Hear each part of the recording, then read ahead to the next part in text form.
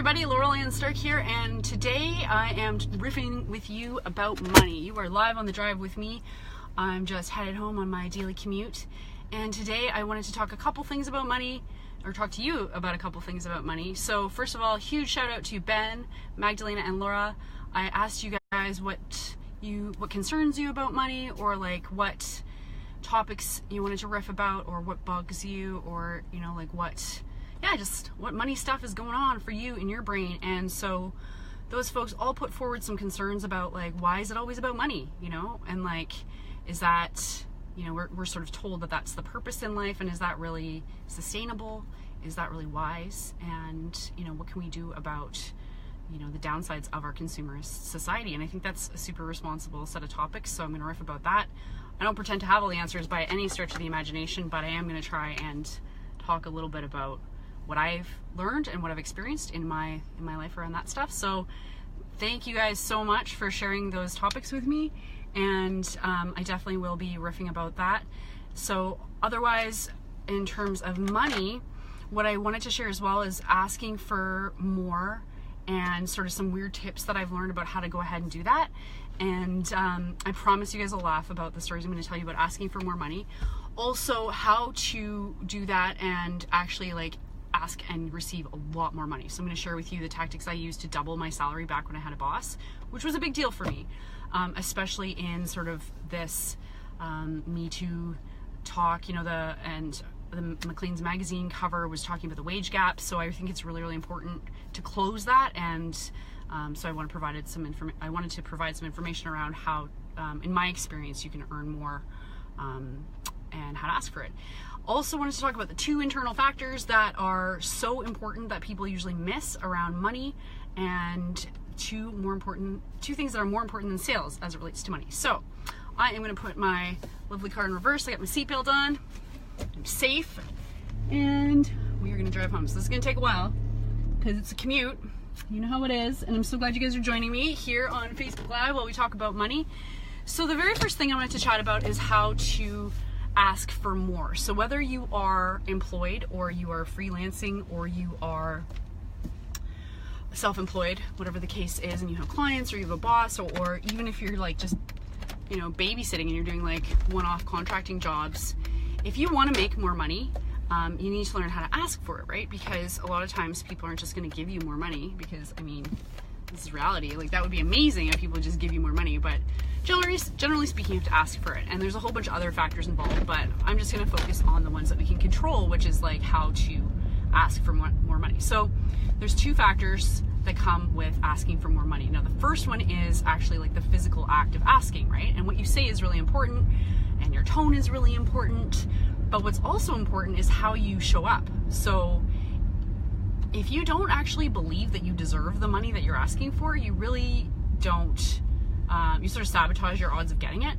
because people can smell that sort of thing. So for those of you that don't know, my background is in sales, and what that means is that I know that when you're, like, they always taught us that when you're desperate for a sale, like you really, really want one, and you're like afraid you won't get one, people can smell that kind of fear. Because I know we're all evolved and we have cell phones and we live in fancy apartments with Keurig machines, but like at the end of the day, we're seriously still animals. So we have this knowing that comes from smell or just sense, or whatever the case is. So if someone's desperate for something or they don't believe it, like the person that you're talking to will pick up on that sense. So very, very important to get your head straight and get your success mindset on before you ask for more money. So how do you do that? Well, very good question, Laurel. I'm glad you asked. So how to get your head straight around asking for more money and really standing in your value is to actually sit there and look at like the transformation. So it's basically whether you write it out, or you draw it, or you, I don't know, I like to whiteboard, or even just speak it out loud. What you want to do is look for the transformation that occurs when people interact with your product or service, or even if it's just your being. So that's basically like before and after, right? So to go back to the example of like babysitting someone's kids, for example, the before situation is, and you want to like illustrate it and get really detailed. Before situation is like mom and dad can't go out on dates. Their relationship is like whatever, strained because they have all these children and they like have no time to themselves, and they're starting to like lose track of who they are as people, as well as the relationship is on the back burner and they're starting to fight more. So say that's your before story. But with you, heroic babysitter on the scene, what that transformation that occurs for these people, for your customer, is not just that you watch their kids, but like for them, what that means is like more time to spend on their relationship, maybe a little bit of time to relax, to like reconnect with their partner. So what I'm doing here is I'm talking about the benefits that you offer in your service, whatever it is that you're offering. Because a lot of people, they're like, oh, well, I'll just babysit for you so you can go out. And so that's the feature of the service, but you want to get into the benefits. So how will this actually benefit you? And then talk about the transformation after the fact. So after you babysit, these two parents, they get to go out and they get to, reconnect, and they get to refocus on the relationship, which is like the foundation of their home. They get to have some laughs. They get to like maybe, I don't know, wear pants and shirts that don't have like baby throw up on them. So they get to feel, hey Dana, they get to feel a little bit more liberated about life. So for those who are just joining, I'm riffing about money. So a couple different topics: how to make more, how to ask for more. Right now I'm talking about believing that you deserve more, and the best way to do that is to get really, really clear on the value that you provide. So I was just using the example of being a babysitter. They're not honking at me, I swear. I'm driving so safely, like you guys don't even know how safe I'm driving. So anyways, getting clear on the transformation. So if you're a babysitter, the transformation that occurs with your clients is that after they get home, they're like recharged, they're refreshed, they spend, when they're better with their kids, they feel better in their skin, their relationship is better. Like that has some serious value, It's not just like, oh, I'll watch your kids for you for an hour. It's like, I will fix your relationship. I will make you feel like a woman again. I will let you wear that little black dress that's been languishing in your closet. So if you spend the time to get clear on that value and the benefits that you provide, you get clear on it for yourself, then you can ask for an increase, right? So instead of being a $20 babysitter, now you're a $30 babysitter, because you don't just watch people's kids, you help people's marriages. So this is why I'm in marketing, because I can spin stuff like this. But also, yeah, it's really important. So I say journal about it, I say whiteboard about it. Again, your things that you want to look for to get super clear on your value is, number one, look at the before situation, and then add you to the recipe and what's the after situation. So once you got that clear in your mind, you've got that internal understanding and belief in your value, like what do you bring to your customers or to your clients? So in this case, you're bringing like marriage saving, and you're bringing like self-confidence, and you're bringing like much needed rest and well-charged parents. And that deserves, at least $5 an hour more than just, little miss teenager down the street who just shows up and talks on her cell phone all day. So I don't know, that's just an example. So once you're clear on the internal value, then the next thing is about communicating that value, right? So a lot of people get so messed up about asking for more money. It's just like their tongues get twisted. And so I'm going to share with you some like really weird and hilarious sort of, it's like the homework I give people when they're asking me, how do you ask for more? So my background is in sales. When I was 18, I got sucked into this weird pyramid scheme where I was selling bottles of perfume like out in parking lots for $7 commission. Yeah, I was super naive. And anyways, that didn't last very long, because obviously it's hard to eat and pay rent at $7 a bottle. But anyways, that sales training was the best I ever had in my life, because I became really immune to the word no. I became, like I just didn't take it personally anymore. And that's where you need to get to not be afraid to ask for more. So here's what I always recommend people do. That light is green, my friend, please drive. I swear to God, you guys, Victoria, BC, home of the slowest drivers in the world. Anyway, patience. So I just basically ask people for stuff all the time. So a big example is like, I go into the bank, I'm talking to my banker, and I don't know about you guys, but like bankers, if you've noticed this, but bankers always have really sweet pens. Like they have ones that have like the highlighter on the top and the pen that flows really nicely on the bottom. So I said to my banker dude, I was like, hey, can I have your pen? And he looked at me like I had 3 heads, and he was like, no. And I was like, dude, I spend how much in fees here? Like, you can't give me your pen? Give me your pen. And he's like, no. And I'm like, but I'll be advertising for free for you every time I go out and sign a piece of paper. Like, I'll have this awesome Bank of Montreal pen, and I think that's worth it, don't you? And plus you have like 5 or 6. And he's like, okay, fine. So the reason I went through this whole example is because, number one, he said no to me 3 times, and I kept asking. I wouldn't say you should do this with your clients necessarily, but just asking for random stuff and like consistently asking and just getting people to say no to you, the more no's you hear, the closer you are to a yes. So I would ask, like, yeah, the bank refers pen. I went to Tim Hortons and they spent 20 minutes loading my gift card because I was trying to get a gift card for a client. And I said to the guy, I was like, dude, time is money. Like, you're giving me free donuts for this 20 minutes I've been standing around here. Like, I don't know why you can't use your machine, but he's like, I'm not giving you free donuts. I'm like, dude, you are. You totally are. Like, this is crazy. This is like, you have a customer service, you know, you have the ability to give me free donuts, you know? So eventually he gave me free donuts. And so people that are with me in these situations are like, oh my God, Laurel, how do you get all this free stuff?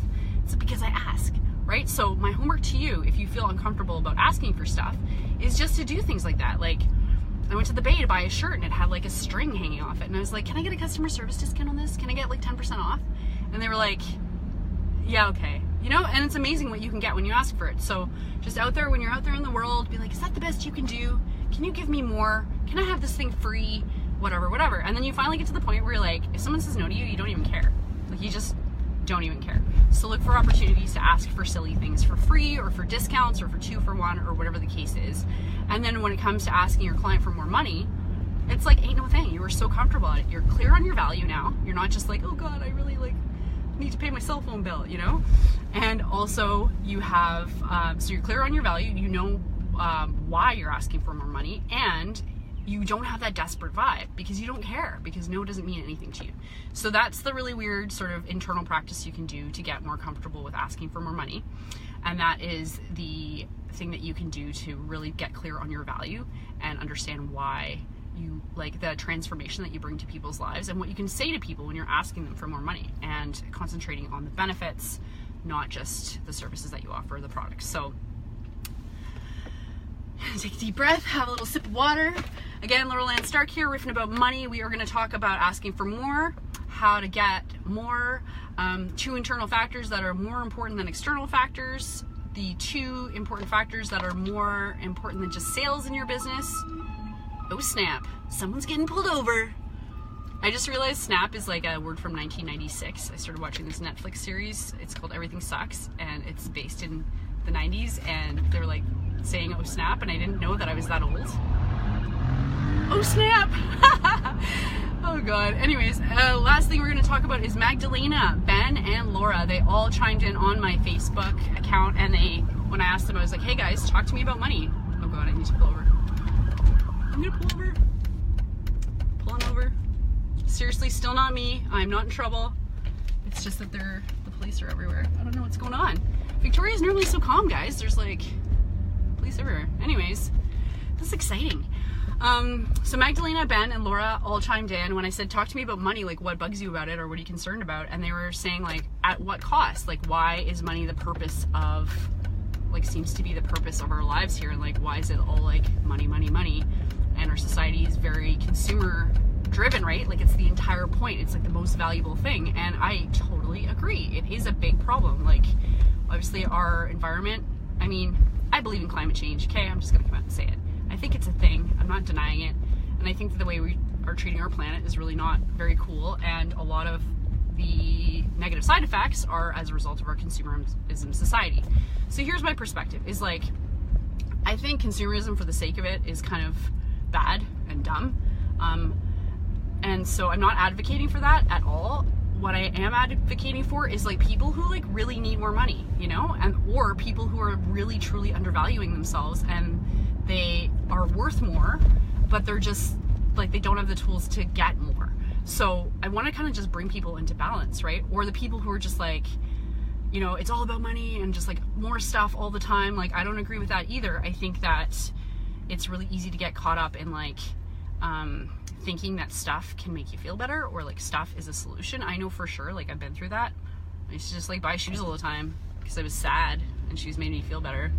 But then after a while you realize like, man, I have all these shoes and I'm still sad, and I'm just like, I just spent all this money on shoes because it's life energy, right? So whatever you're doing for a living for money, like you're not going to get those days back. That's like your in-out breath. That's the food you eat. That's the water you drink. That is your, like, literally your life. You are trading for whatever it is you're buying. So I like to try to be a little bit more mindful about it, right? Like, do I really need this? And like, yeah, just asking myself, because it's our whole society is trying to sell us stuff all the time. So like just knowing that and then asking yourself if you really want something or need something, I think is important. I think I'm really into recycling. That's a good way to sort of deal with that. I'm really into like volunteering, and I'm really into like making sure that I feel, I don't know, the way that I'm spending my time is actually making me happy, because a lot of us, we just spend our time and we don't necessarily question that, right? And I'm a big, you know that article, I don't know if you guys have ever seen it, but it's like the 10 regrets of the dying. If you haven't read anything like that, I recommend you check it out. But it's basically where somebody interviews all these people in their deathbed and asks them about their regrets. And it's always like, I wish I didn't work so much, and I wish I was more true to myself, and I wish I had like adventured more and traveled more, and I wish I hadn't lost touch with friends. So I got this tattoo. It's not very good. I got it in Vegas, but it says Memento Mori, which says remember you will die. And so I try to make decisions based on like the deathbed test. Like if I'm sitting on my deathbed looking back, like, is this a good decision for me to be making, right? So that really brings me to something that I wasn't necessarily going to talk about, but we're here now. We're going to talk about it. It's just like, so there's a cost to making money too, right? So if you run your own business and you haven't fired a client or said no to a project, I just want to talk to those people about that, because at some point the money just ends up not being worth it.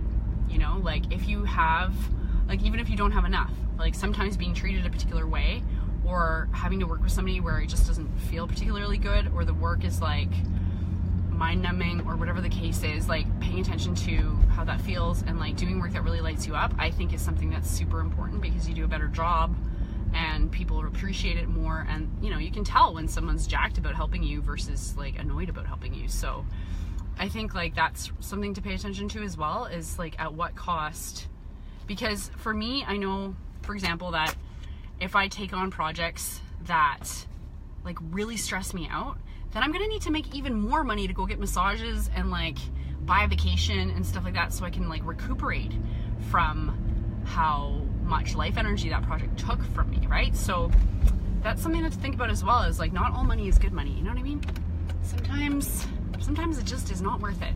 And obviously this is a very like privileged position for me to be saying that, right? Like, but I have worked my butt off. I've run my own business for 15 years. So I'm now at a place where I can turn down projects and stuff if they don't feel good. And that's coming from a place of like relative financial security, which I'm super lucky to have. And I also worked my butt off for. So I know not everybody's in that position necessarily, but I think it's worth paying attention to, right? And it's also, you can increase your financial security if you're asking for more money, if you are clear on your value, right? So anyways, it's all gotten awfully philosophical here, and I don't pretend to know the answers at all, but these are just like my thoughts on it. So the things that are more important than sales, let's talk about that. So I didn't know this when I got into business, or since I learned this kind of like a little bit later than I wish I had learned regarding sales. So sales in your business is one thing, but what's more important is profits. So if you look at how much you're making and subtract how many dollars in expenses you have, whatever's left over, that's your profits, right? And so kind of touching on that good money and bad money thing, like if something costs you like a whole ton to make or to do, and then you sell it for whatever price, like it's better to focus on profits, essentially. So sometimes, you know, you can make a huge amount of sales, but all the money's going back out the door. So like, just for example, like when I had a lot of work coming through my online marketing agency, I was also like sending a lot of work out, right? I was managing a team of like 15 different contractors. So the size of the projects that I was working on were a lot bigger, but I was also like spending a lot more money as well. And so I realized like, oh, there's a price that I'm paying to actually bring in all this money and then send out all this money. Like that's a price I pay, and I pay in taxes and admin and all this other kind of stuff. So sometimes some money, it takes more to make it, and some money takes less effort to make it, or less money to make it. So I also wanted to throw that out there too as a factor, because I didn't start focusing on profits till like maybe five or 6 years ago. I was just super focused on sales, like gotta hit those sales targets because my background's in sales, right? And we're all good at certain things and bad at certain things. So whatever, I'm really good at sales. And not as good at like the financial tools that like my accountant and stuff taught me.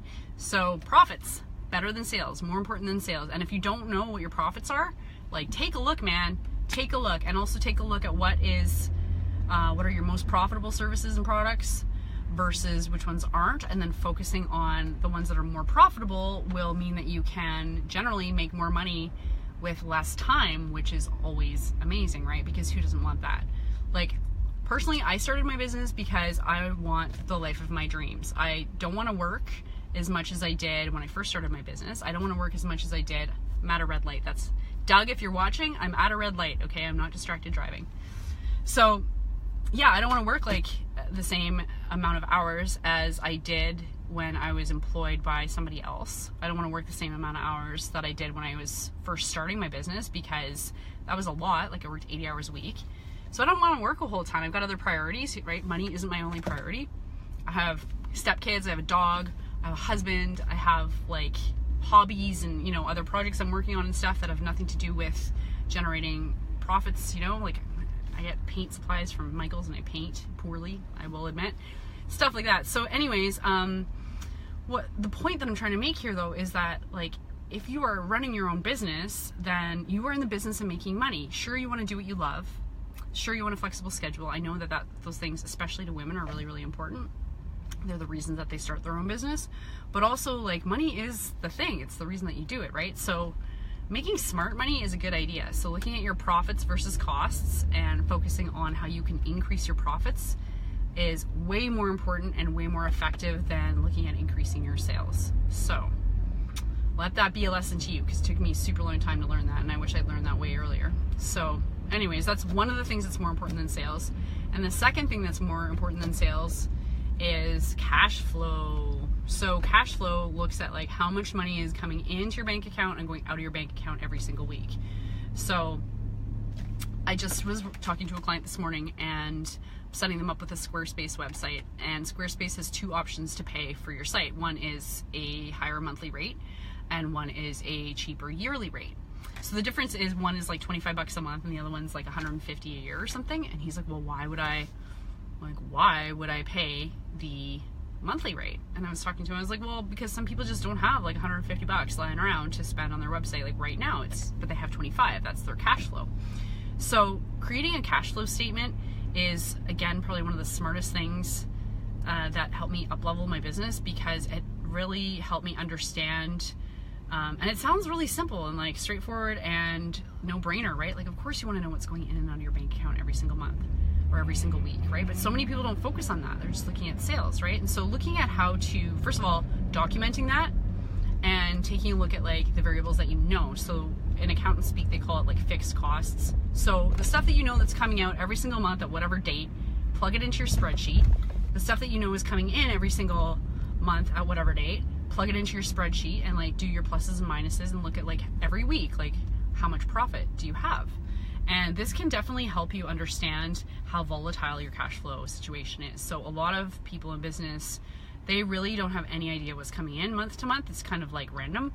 And I've been there too. And that's a very stressful place to be. It just increases stress, because it's uncertain, right? It's super uncertain. Or if you can set up a situation where you have your customers or your clients or whoever it is that you're working with agree to give you money on a regular basis, then what that can do is just kind of like stabilize your cash flow. So that way you know for sure you've got X amount coming in, and then you can set it up so that way every single week is profitable. So what that means is I had another client say it best, it's not like lobster or craft dinner, like you're just kind of stable, and it really helps increase security, like the personal feeling of security. It also helps you focus on profits, and it reduces the guesswork, so you know exactly what's happening in your bank account every single month. And I think it's just like the more what you focus on expands, right? So the more you pay attention to money, and the more that you sort of consciously cultivate an environment where money is like paid attention to, I think certainly helps you like understand like what's working and what isn't working. And I think those are the biggest factors to understand when you're looking to change something in a positive way, right? Is to like look at what is actually working and look at what's not working and trying to like increase one and decrease the other, right? So that's my thoughts on the two things that are more important than sales. And for anybody just joining, so Laurel and Stark, I am stuck in traffic. I'm here doing a Facebook Live with you guys talking about money.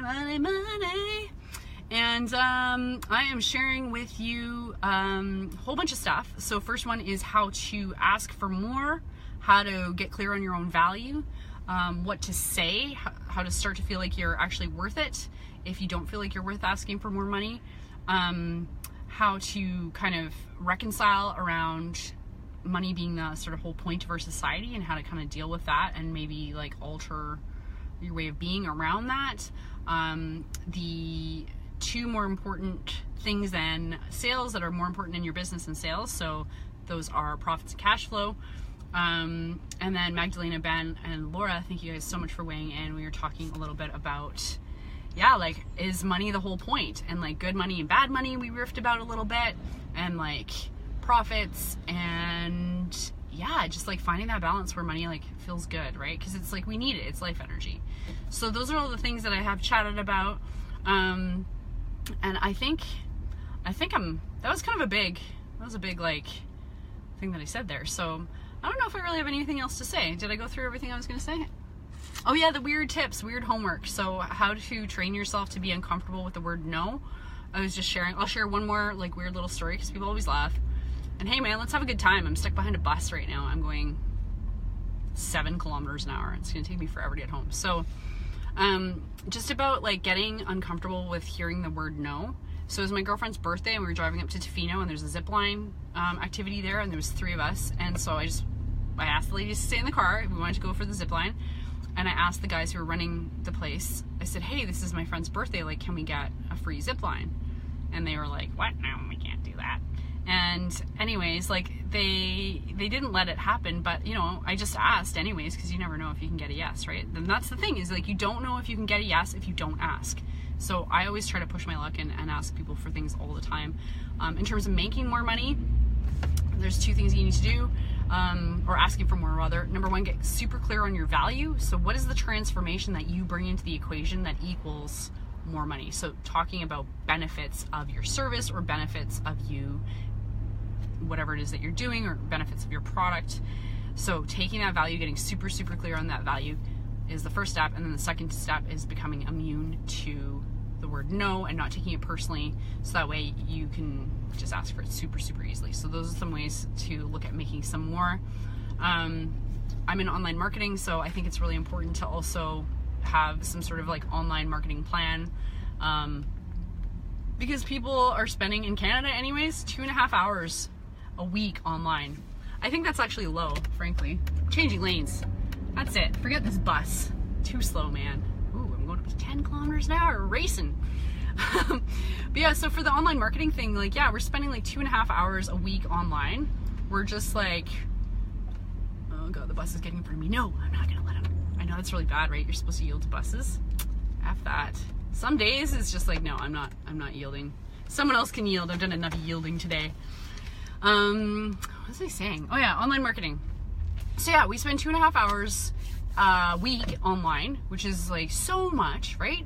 And most of us are hanging out on social media, just like wasting time and whatever, seeing what our friends are up to, or we're on Google researching what we're gonna buy, or just like more information about how to solve a problem, you know? And so it's important, if you run a business or any kind of service really, or any kind of product, to have some sort of presence online. I always say to people, like, even if you're not necessarily gonna be on Instagram every single day, or, you know, post to Twitter every single day, it's still a good idea to grab that account and set it up, and then just work on like one account at a time until you feel comfortable. Studies have shown that video is one of the most effective online marketing tools that you can use. So I'll just tell you guys a story about that, actually, now that I'm thinking about it, because I really like Joe from Chicago. It's like my best story. So here's the 5 things a video can do for you if you are marketing your business. Number 1, it helps to build trust. So I'm at a red light, so I can use my hands more. So as people watch video, they can begin to trust you more, because so much of our communication is nonverbal. So as someone's talking to you, or they're talking to you on video, just the way they move their hands, or the way that their face is set, or kind of the tone of their voice will give you a lot of information about them and whether you feel like you can trust them or not. So it builds trust. That's number one thing. The second thing that video does is it stands out more on the news feed of social media. So that's really cool that it does that. So that basically just gives you a lot more exposure. So it takes up like a huge square on social media as opposed to a text update or a blog post update or whatever the case is. So it gives you more exposure. People are way more likely to share a video than anything else. So in terms of efficacy of your online marketing efforts, video is like the number one for that. If you have your video on a website, it will keep people on your website for way longer, and they're more likely to buy. So those are some winning factors for why using video marketing can help you make more money, especially if you're marketing your small business. So if these tips are helpful to you, if you like just like hanging out with me on the drive home, please like this video. It helps other people see it as well, and it lets me know if there is value for you guys for me to like continue doing this. Because I did get a message from my friend Doug who's like, dude, I don't know, man, it doesn't look very safe. And I don't know, maybe it isn't. I'm only making eye contact with the telephone when I'm at a red light, so I think it is safe. But regardless, I mean, I'll keep doing this if you find it valuable. I'm gonna do a couple more. I do have it on my Facebook page, what dates I'm going to be broadcasting and about what topics. My intention here is just to share with you folks, you know, some of the stuff that I've learned as in my 15 years of entrepreneurship. I learned by doing. I'm completely self-taught, so some of my lessons were pretty hard won, you know, and so if I can save you guys any headaches or heartaches, or even just like shave off some time from your learning curve to help you use the tips and tricks and tools that actually work to help you be a success, then that's what I'm looking for, you know. That's what floats my boat. I'm all about empowering people to have successful businesses, so that's what I'm here for. So please like this video if any of this is valuable. If you would like to share it with your network or your friends, I would be absolutely super honored, and I would really appreciate that. Because I'm driving, I can't read any comments right now, but if you have any questions or comments, I would love to see in the comments like what money tip was like the one that you hated that I shared. I want to hear one that you think you might use. I want to hear your ideas on how we can be better consumers or better people in our society. I definitely want to read your comments if you want me to keep doing these videos.